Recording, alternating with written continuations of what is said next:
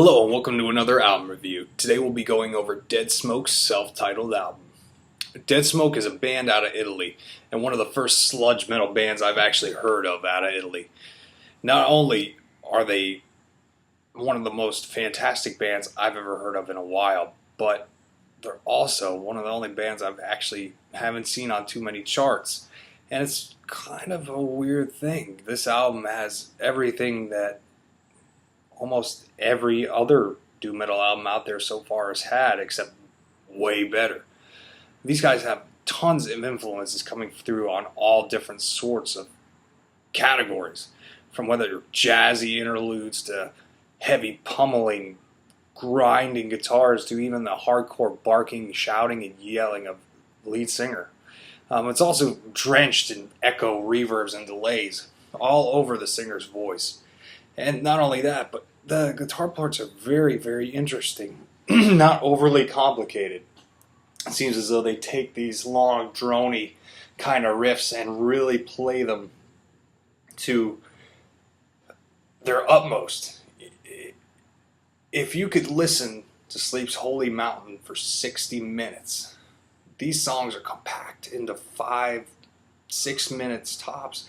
And not only are they compact, but they're more interesting, personally to me, than what would be on Sleep's Holy Mountain. The album is amazing, but these small drony riffs really carry a whole lot more weight and keep my attention a lot more than anything else really out on the market right now. And I really love the fact that they have this sort of hardcore bark and bite that they really just pummel into your brain and make it so interesting. Even though there's yelling and the hardcore shouts and everything, it really has this sort of melodic sense to it where it carries a lot of weight.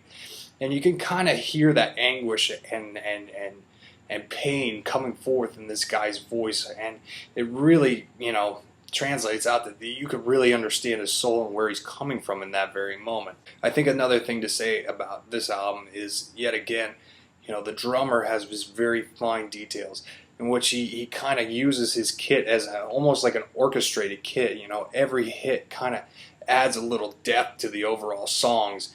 And not only that, but he really has an interesting way of making his fills kind of sound even melodic in a sense. I don't know if it's the way he tunes his drum kit or maybe just the way that they kind of engineered it in there, but it really has these sonic textures that really, push these songs along. And it's not only him, the guitar player really has a percussive sense about him, which really makes all these chugging really kind of interesting to the ear, and it kind of translates out really, really well, because each individual riff kind of has this more tribal kind of sense to it, harkening back to maybe something you might hear on a Neurosis record, or even something by Sleep. You could kind of hear those finer points of maybe something that you would have heard on Holy Mountain, or even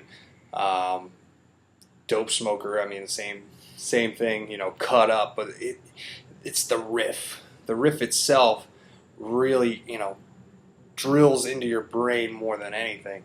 And the song writing itself kind of takes itself where everything really flows together well, and each song kind of seeks, and you're not really sure where one song starts and the other one might end. And even then, this album should really be taken in as one amazing listening experience from start to finish. It seems as though each individual song has their own little Easter eggs or tidbits of things that you won't hear in the regular normal song, but will stick with you even more than the actual song. Whether it be these amazingly bluesy, psychedelic, delay-drenched solos, or these interesting little drum breaks, or even the fact that the bass player sort of has his own chance to shine in between certain breakdowns, it really adds to an overall listening experience, and those things kind of stick in your head more than ever and kind of make you want to actually take that overall song and listen to it over and over again to pick out those finer detailed parts. This is only the band's first album, and I'm already aching for more. It seems as though every time I listen to this album, I want to just continuously put it on over and over and over again. I probably listened to it at least 30 times this week, and it doesn't seem to be stopping anytime soon. It really is a great album from start to finish, and it's great, excellent driving music.